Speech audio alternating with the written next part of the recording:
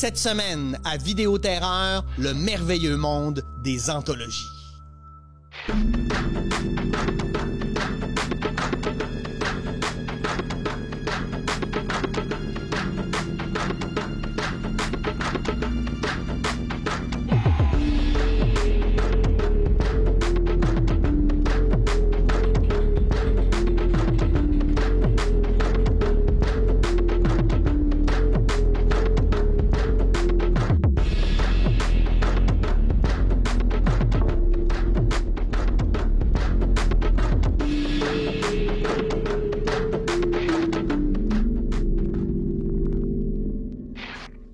Bonjour et bienvenue à Vidéoterreur, votre émission où on exploite toutes les facettes des films d'horreur. Et cette semaine, on va parler des anthologies.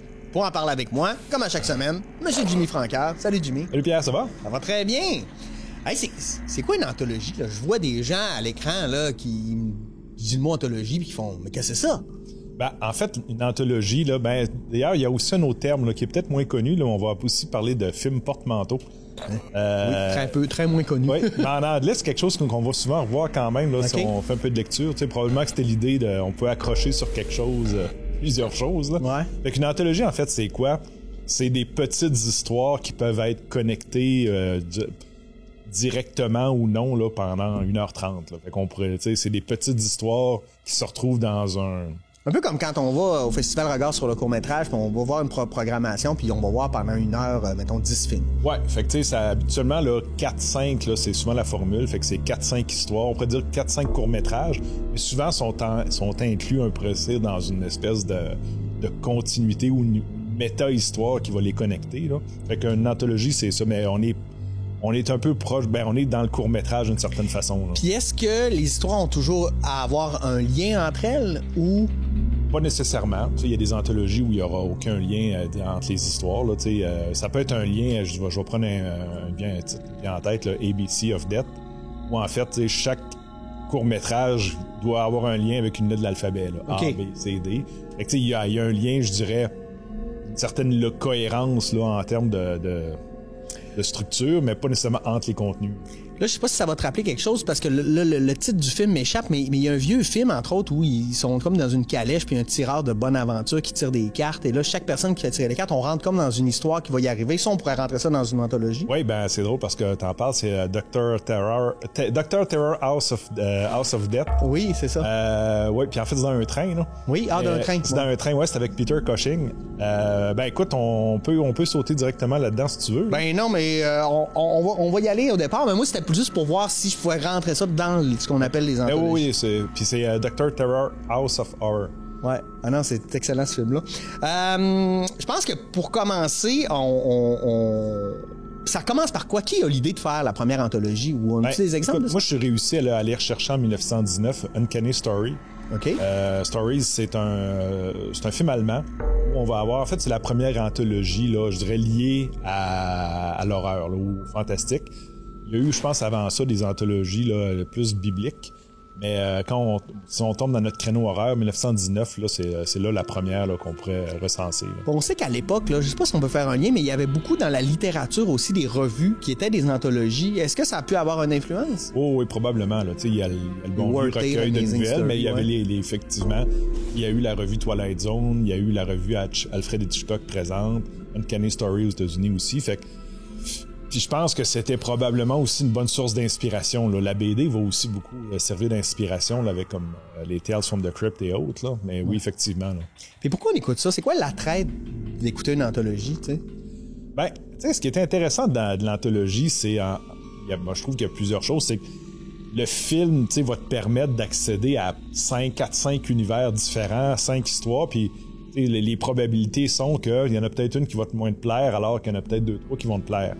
Alors qu'un long métrage, tu vas aimer ou pas, ou tu vas apprécier ou pas, mais t'es comme pris dans une seule histoire là, pendant 1h30. Fait que je pense qu'il y a la capacité d'amener de la variété qui est intéressante. Tu sais, dans l'horreur aussi, c'est une discussion qu'on a déjà eu un autre moment. Il y a des histoires, des fois, qu'on va peut-être étirer sur 1h30, alors que ça aurait pu faire une anthologie... une très bonne petite histoire. Exactement. Là. Fait que je pense que ça permet aussi d'aller chercher des histoires qui n'auraient pas nécessairement le poids d'1h30, mais qu'en 40 minutes, on est capable d'aller chercher un intérêt. Là. Et en général, dans les anthologies, est-ce que c'est le même réalisateur qui va réaliser l'ensemble des histoires ou on a un différent... Je sais que certaines anthologies, c'est un réalisateur différent pour chacune des histoires. C'est quoi qu'on voit davantage?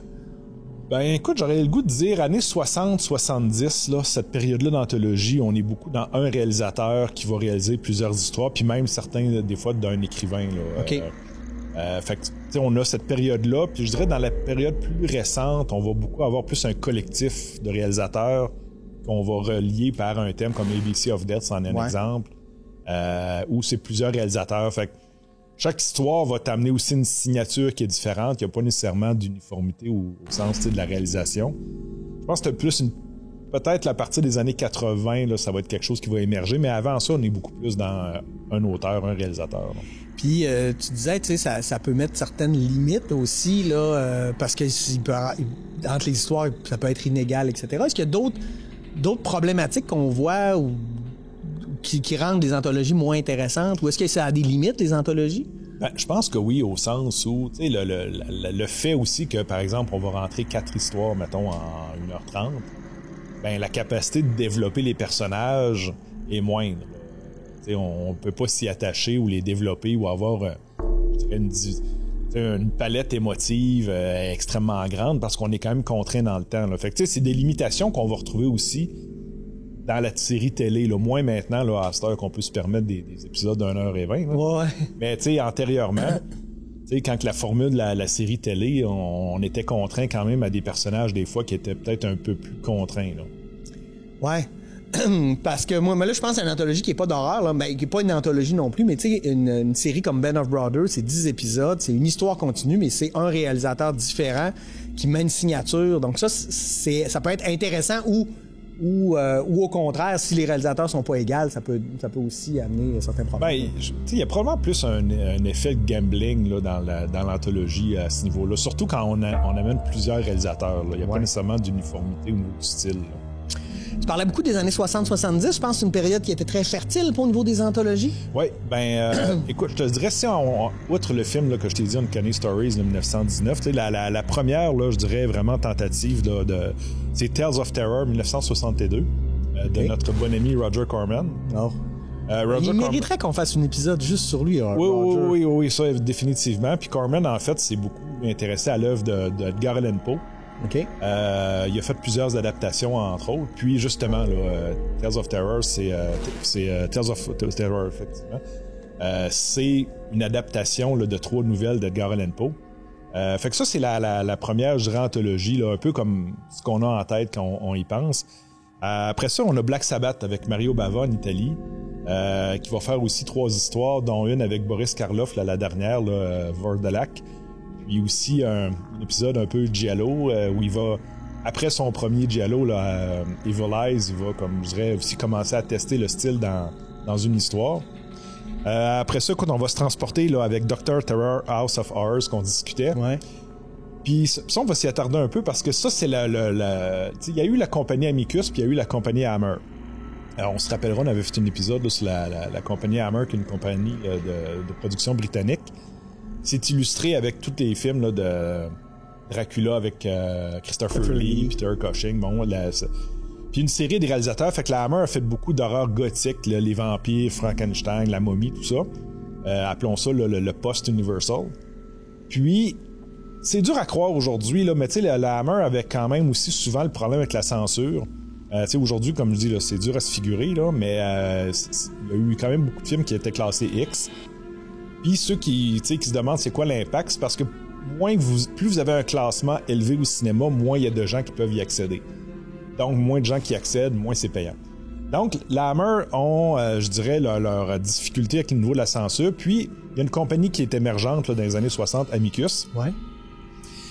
L'Amicus, c'est comme positionné un peu en concurrent avec la Hammer. Puis, un concurrent, je dirais, féroce même au niveau des acteurs. Là. Vincent Price. Vincent Price est là-dedans. On va avoir aussi beaucoup Christopher Lee qui va être beaucoup utilisé par Amicus. Peter Cushing va être beaucoup utilisé. Fait qu'on a même des réalisateurs, beaucoup de réalisateurs d'acteurs qui vont être comme utilisés aussi pour l'Amicus. Fait qu'ils deviennent un peu les deux compétiteurs dans le même créneau. Puis au début, Amicus, c'est pas beaucoup d'argent. Là. C'est une compagnie qui a eu de la misère à avoir des succès. Et le succès va frapper justement avec la première anthologie. OK. Dr. Terror, House of Horrors. Et c'est là que il faut le comprendre, ce film-là, parce que je dirais que c'est un peu comme une bouteille à la mer. Il lance ce projet-là, et c'est un succès.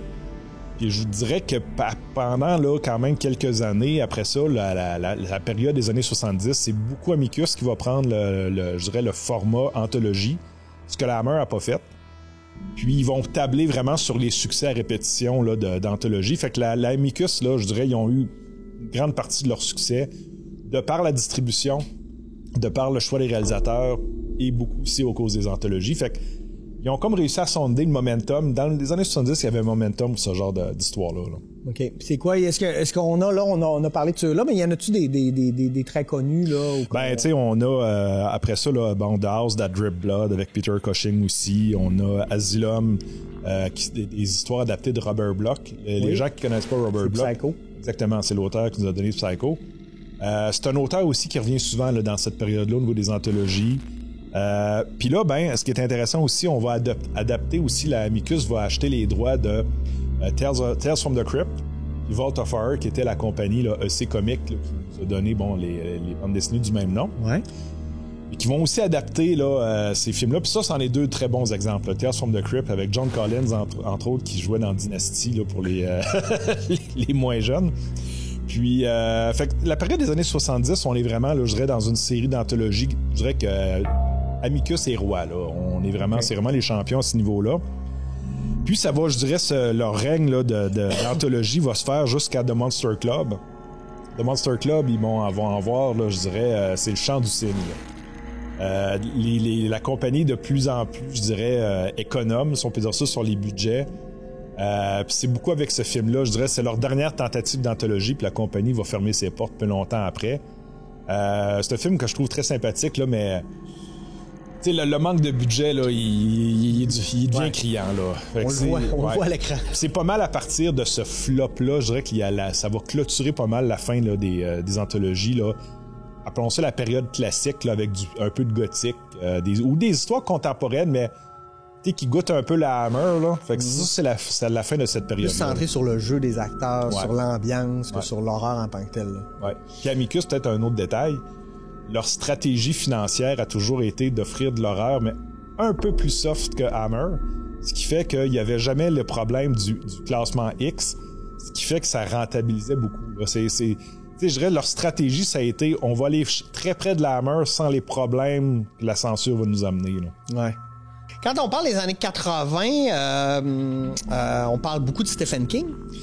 Ben écoute, effectivement, là, Stephen King dans les années 80, c'est là que ça devient un auteur important. C'est un auteur à ce moment-là qui est encore émergent, mais dans l'horreur, là, il devient, je dirais, un incontournable. Puis... Parce qu'il est déjà connu au niveau littéraire depuis les années 70. Effectivement. Puis tu sais, Stephen King, au début, produit beaucoup de nouvelles. Là. Ouais. Dans ses premières années, c'est quelque chose qu'il produit, je dirais, fréquemment.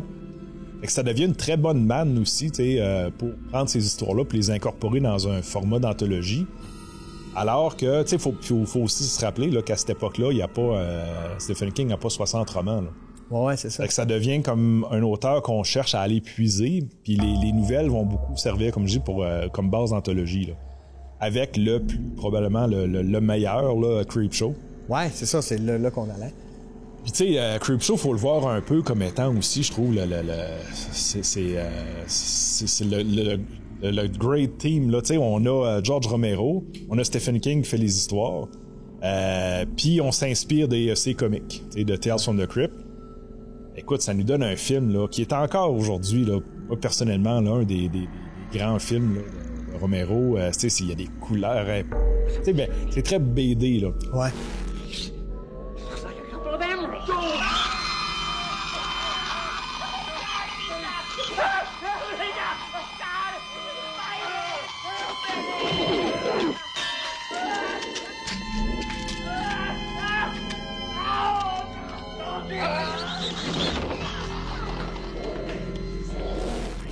Puis après ça, bon, on va avoir Creepshow 2, on va avoir Cat Eyes, on va avoir plusieurs anthologies qui vont être adaptées de Stephen King. Dans les années 80, encore une fois, là, Stephen King puis anthologie, là, c'est beaucoup. Là.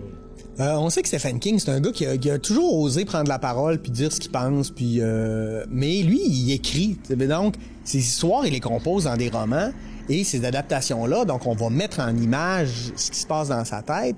Est-ce qu'il était plutôt, je dirais, heureux ou il sentait que, tu sais, est-ce qu'il y a certaines œuvres qu'il a faites, non, moi, là, c'est pas mon histoire, ou qu'il a décrié, ou il était toujours plutôt... C'est intéressant, tu sais, je vais allons-y vers Creepshow encore une fois, tu sais, quand George Romero, parce qu'en fait, il va même jouer dans une histoire, là, dans Creepshow, il va jouer Jordi Verrill, espèce de fermier un peu attardé, qui a un météorite là, qui tombe dans sa cour.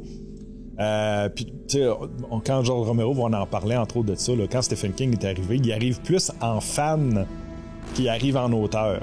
Un fan de George Romero? Ouais, puis tu sais, c'est son premier contact avec le cinéma, fait que je veux un rôle, puis là, il était impressionné des acteurs, puis il a écrit, tu sais, il a pris il a pris des histoires, puis il en a adapté vraiment pour ce film-là, fait qu'il est très, très impliqué, fait que dans Creepshow, c'est pas juste comme l'auteur qui regarde son œuvre, il y participe.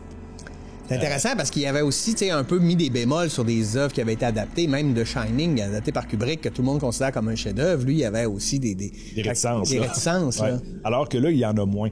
Alors, bon, que les autres anthologies, il est moins impliqué, là. Tu sais, je te dirais, pour être franc, j'ai pas lu souvent là, de critiques là, sur ces anthologies. Par contre, on a une critique que Romero, en fait, là, va faire sur Creepshow 2 parce qu'il n'a pas participé. C'est qu'il y avait un certain regret de ne pas l'avoir fait, là, parce qu'il l'a passé à un autre réalisateur. Ça sentait que c'était pas au niveau. Il l'a mis, je dirais, tu sais, il l'a rendu très soft, assez inoffensive. Mais bon, c'est un peu souvent la critique de Creepshow 2. Mais, tu sais, de façon générale, là, tu sais, pour avoir lu là, les nouvelles là, qui ont été utilisées là, pour les anthologies, de façon générale, c'est assez fidèle. Là. Cathèse, entre autres. Je dirais c'est assez copié-collé. Là. Fait que, je dirais que je pense que Stephen King a été mieux traité avec ses nouvelles qu'avec ses œuvres littéraires, là, ses romans. Puis ça a permis de créer aussi le mythe Stephen King, là, quelque part. Parce que maintenant, tout le monde, on dit Stephen King, c'est associé, mais ça a commencé au début. Puis quand, dans les années 80, c'était en tout cas, moi, quand j'étais petit, c'était un auteur émergent, là. Mm-hmm. Il arrivait, même s'il y avait déjà quelques romans ou des œuvres majeures de fait, là. Oui, puis, tu sais, des auteurs émergents, disons, qui ont une certaine notoriété, popularité rapide, il y en a eu plein, puis des fois, 10 ans après, on s'en souvient pas. Là. Stephen King, à ce moment-là, c'est une étoile montante. C'est la saveur du moment. C'est la saveur du moment. Là. C'est pas je dirais l'industrie, le monstre littéraire que c'est aujourd'hui. Là. Fait qu'à ce moment-là aussi, on n'a pas la même perspective. Là. Ouais, c'est clair. Après les années 80, qu'est-ce qui se passe dans les années 90? On a-tu des belles anthologies? Ben, on a Tales from the Dark Side, qui était une série télé là, qui est d'anthologie aussi, mais qui a eu le film. On a une histoire de Stephen King aussi qui a été adaptée là-dedans. Ce qui est quand même une anthologie, je dirais, respectable. Là. Okay. Mais comme beaucoup de choses, les années 90, là, c'est relativement décevant. Sauf peut-être pour une. Tales from the Hood. Oh, connais pas. C'est intéressant, ça. Je dis pas que c'est un grand film, mais c'est intéressant parce que, tu sais, on a eu la période dans les années 60 là, du Blaxploitation. Ouais. Puis après ça, tu sais, on dirait que ça a quand même passé un peu sous le radar. Tu sais, on en a vu moins. Tales from the Hood, on est vraiment là-dedans. Tu sais, c'est un film qui a été réalisé là, par des Afro-Américains. Puis tout tourne autour, je dirais, tu sais, de la culture noire. Là. Fait que c'est vraiment intéressant parce que, bon, tu sais, t'as des histoires qui vont tourner autour des gangs de rue, mais c'est... Écoute, je pense que de mémoire, là, il y a 2 blancs là-dedans, c'est 2 policiers. Là.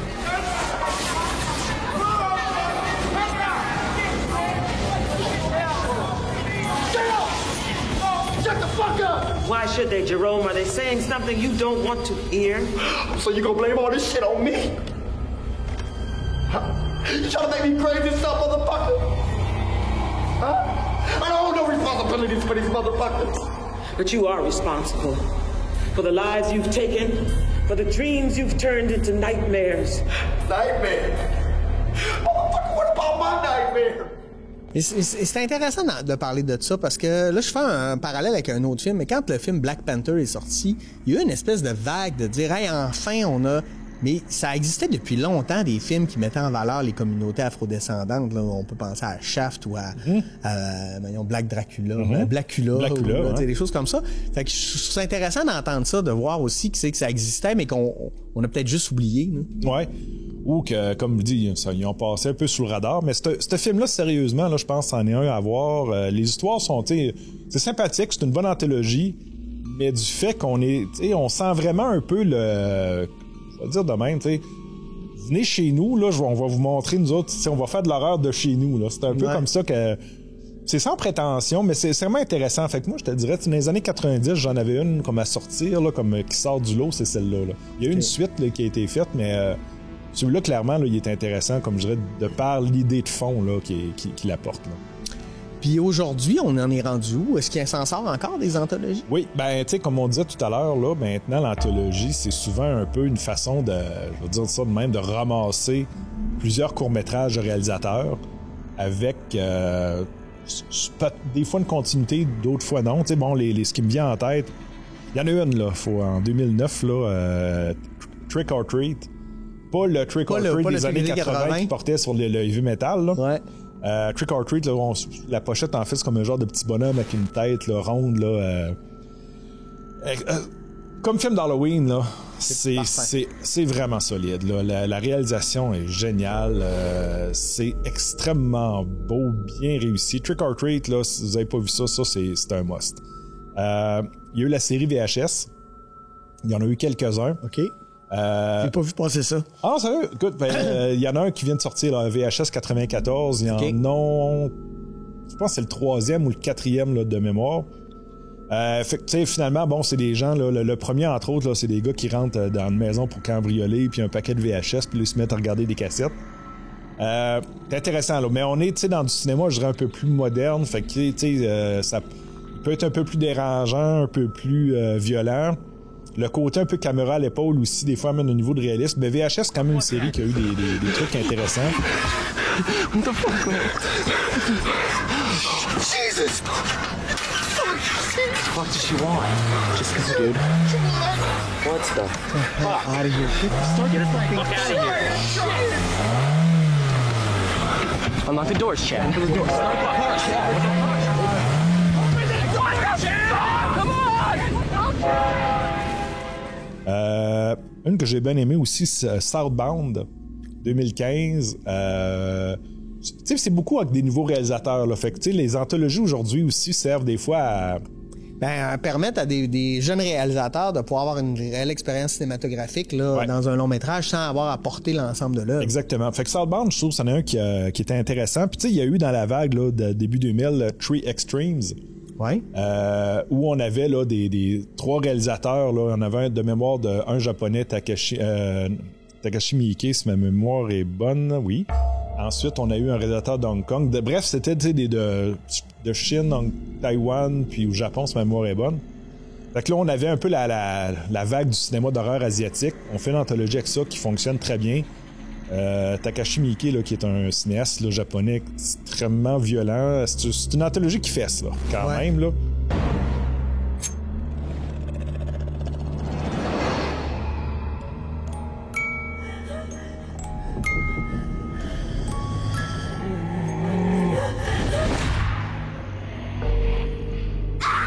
Fait que je dirais que les nouvelles anthologies, c'est beaucoup centré sur plusieurs réalisateurs. Souvent, ils sont quand même pas mal plus punchés. Tu sais, on est loin de Amicus. Oui, c'était amusant. Puis est-ce que les plateformes là, d'écoute en ligne, là, tu sais, Netflix et bon, toutes ces plateformes-là, est-ce que ça aide ou ça nuit au genre des anthologies? Tu sais, parce qu'on est beaucoup maintenant dans...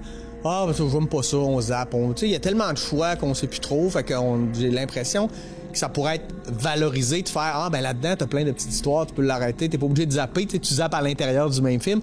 Ou, au contraire, si la première histoire nous accroche pas, on va passer à d'autres choses. Est-ce que tu fais des liens avec ça?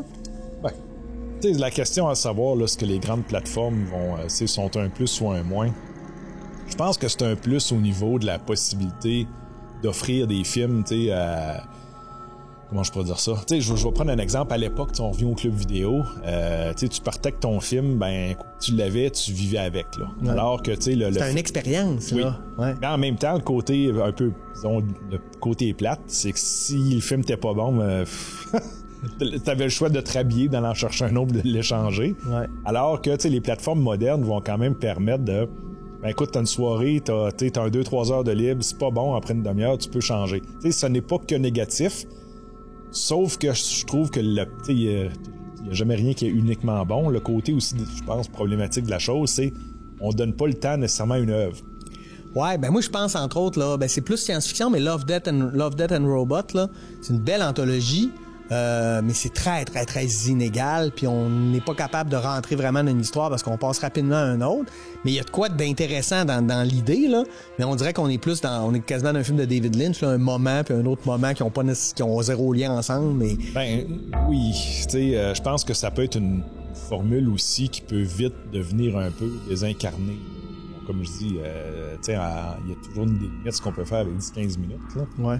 Fait que tu sais, c'est un style qui est quand même inégal, qui a ses avantages. Moi, je t'avouerais que j'aime beaucoup plus ces anthologies 70-80 parce que souvent, on va avoir le même réalisateur. Il y a comme il y a une continuité quand même dans le style. Alors que des fois, tu sais, le côté réalisateur multiple, des fois, ça donne des choses intéressantes, mais des fois... Moi, je pense ça. Je trouve que ça amène souvent une montagne, l'effet montagne russe, là. Ouais. Là, tu fais, puis là, après, tu fais comme, bon, c'est bien, tu sais. On avait aussi au Québec, là, Spasme, là, qui faisait des vidéos où il y avait des anthologies d'histoires d'horreur québécoises, là. Oui, ça, c'est intéressant aussi comme formule, tu sais. Je pense pas que le style y est mort. Je pense qu'on va encore avoir des anthologies, là. C'est une belle école, je trouve, pour ceux qui veulent rentrer dans ce milieu. Effectivement. Merci Jimmy, c'était très intéressant. Ça fait plaisir. Merci à vous d'avoir été là. Et nous, on se revoit la semaine prochaine pour une nouvelle édition de Vidéo Terreur. Bonne semaine.